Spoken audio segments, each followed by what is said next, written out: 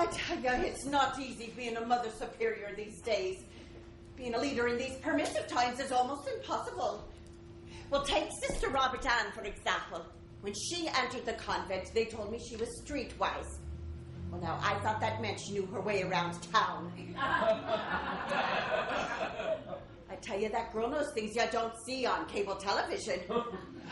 Why, just this morning, she came into my office telling me about a book she's writing for her gym class on feminine hygiene. You know what she's going to call it? Oh, The Catholic Girl's Guide to an Immaculate Conception. I tell you, it's not easy. Sometimes I wonder why I ever became a nun in the first place. Well, I didn't have to, you know. The other sisters don't know this. But I started out as a tightrope walker. I'm not making this up, you know. My mother and father had a high wire act. They were billed as 2 tons on a tightrope.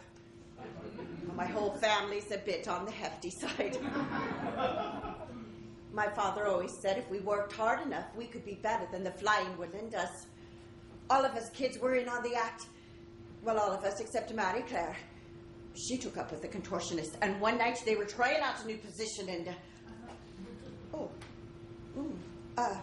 never mind. I was telling you something else.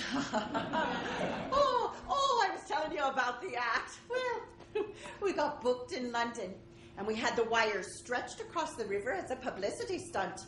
No net, mind you. And 2 tons on a tightrope were up there on that wire when it snapped, and suddenly, boom, boom, 2 tons in the Thames.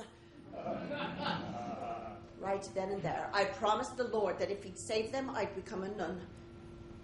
How was I to know he was going to come through? I thought they were goners for sure. Well, the Lord kept his part of the bargain, so I figured I'd better keep mine, so here I am. But to tell you the truth, now that I'm here, I wouldn't have it any other way.